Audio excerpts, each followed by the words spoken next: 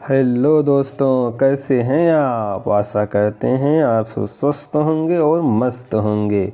फिर चलते हैं आज के पहले वीडियो में। आज का हमारा पहला वीडियो है भारतीय संविधान एवं राज्य व्यवस्था पर।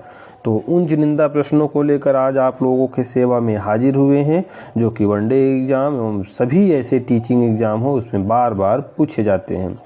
आज का पहला क्वेश्चन है, भारत के संविधान का कौन सा अनुच्छेद अनुसूचित क्षेत्र एवं अनुसूचित जनजाति के प्रशासन और नियंत्रण से संबंधित है। शानदार क्वेश्चन है आज का, ये सबसे शानदार क्वेश्चन है। तो इसका राइट ऑप्शन होना चाहिए अनुच्छेद 244। कौन सा होना चाहिए? अनुच्छेद 244 में ही अनुसूचित क्षेत्रों एवं अनुसूचित जनजातियों के बारे में वर्णन किया गया है कि यहाँ की प्रशासनिक व्यवस्था, यहाँ का नियंत्रण किस प्रकार से चलाया जाएगा। ओके फ्रेंड्स, अगला हमारा क्वेश्चन है, जनवरी 2020 तक राज्यसभा में सबसे ज़्यादा सीट किसकी थी?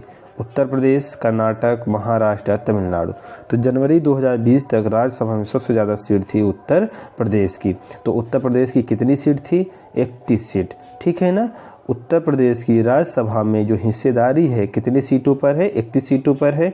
और लोकसभा में जो उत्तर प्रदेश की हिस्सेदारी है वह टोटल कितने सीटों पर है? 80 सीट पर है। कितने सीट पे है? 80।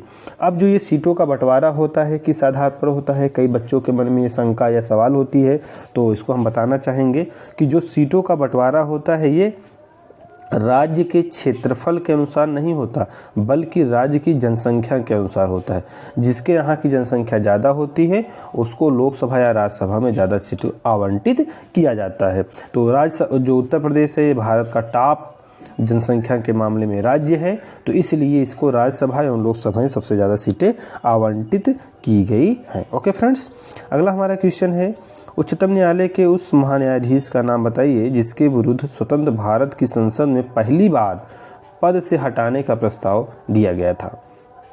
Justice Mahajan, justice V Ramaswami, justice Subba Rao या जस्टिस रामास्वामी। इसका राइट ऑप्शन होना चाहिए जस्टिस रामास्वामी। ये पहला न्यायाधीश था उच्चतम न्यायालय का, यानी उच्चतम जो हर राज्य में होते हैं। ये कहाँ का था? ये था आपका पश्चिम बंगाल का था। तो इसको सबसे पहले हटाने के लिए स्वतंत्र भारत में पहली बार संसद में कार्यवाही किए गए थे। जो इनको पद से हटाने का जो प्रस्ताव होता है इसको बोलते हैं महाभियोग। इसको क्या बोलते हैं?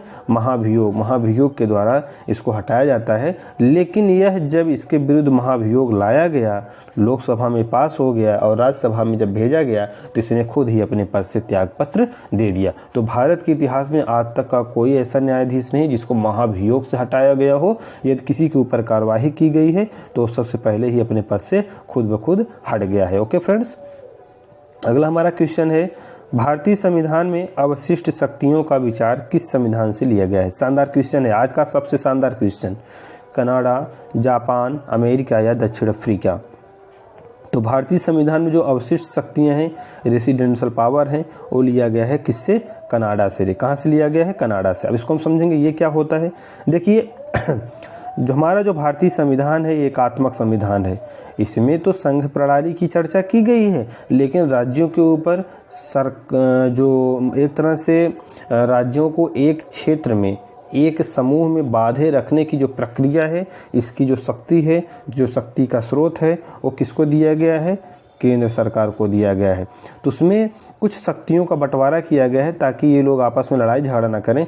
तो जैसे समीपवर्ती शक्ति होती है, अवशिष्ट शक्ति होती है ना, राज्यवर्ती शक्ति होती है। तो इसमें क्या है कि राज्य केंद्र के जितनी शक्तियां हैं, जहाँ तक उनका पावर है, जहाँ तक उनका अधिकार क्षेत्र है, उसको बंटवारा कर दिया गया है। तो ये जो सारी शक्तियों का जो विवरण है इसको कहाँ से लिया गया है? कनाडा से लिया गया है। ओके फ्रेंड्स, अगला हमारा क्वेश्चन है, अगर वीडियो पसंद आ रहा है तो भाई चैनल को सब्सक्राइब तो कर लीजिए। जो हमारे नए विजिटर देख रहे हैं, चैनल को सब्सक्राइब तो कर लीजिए। भारत के संविधान में का निम्नलिखित में कौन सा अनुच्छेद समान नागरिक संहिता से संबंधित है? शानदार क्वेश्चन है। अनुच्छेद 44, अनुच्छेद 46, अनुच्छेद 43 या अनुच्छेद 45। तो इसका राइट ऑप्शन होना चाहिए अनुच्छेद 44। अनुच्छेद 44 जो है ये कहता है कि समान नागरिकों के लिए समान संहिता होना चाहिए, सिविल ड्रेस होना चाहिए, सिविल कोड होना चाहिए, यानी किसी के साथ किसी भी प्रकार का भेदभाव नहीं किया जाना चाहिए। ओके फ्रेंड्स, अगला हमारा क्वेश्चन है, वर्ष 1978 में किस संशोधन से संपत्ति को खरीदने, रखने एवं बेचने के अधिकार को मौलिक अधिकार के रूप में समाप्त कर दिया गया? 41वां, 44वां, 42वां या 43वां? तो इसका राइट ऑप्शन होना चाहिए 44वां संशोधन, जो 1978 में हुआ था। कब हुआ था? 1978 में हुआ था। इसमें जो मौलिक अधिकार के रूप में संपत्ति को दिया गया था, इसको वहाँ से हटा दिया गया। अब इसको एक संवैधानिक अधिकार बना दिया गया, जो कि अनुच्छेद 301 में रखा गया है। कहाँ रखा गया है? अनुच्छेद 301 में। अब जो है संपत्ति को खरीदने, रखने एवं बेचने का अधिकार मौलिक अधिकार नहीं रह गया है। ओके फ्रेंड्स, अगला हमारा क्वेश्चन है। तो ये थे आज के चुनिंदा प्रश्न जिसको हमने अपने वीडियो में शामिल किया। आशा करते हैं प्रश्न आज को समझ में आया होगा। यदि प्रश्न समझ में आया होगा तो वीडियो को लाइक करिए, शेयर करिए एवं सब्सक्राइब करिए। मिलते हैं अगले वीडियो में, तब तक के लिए नमस्कार, धन्यवाद।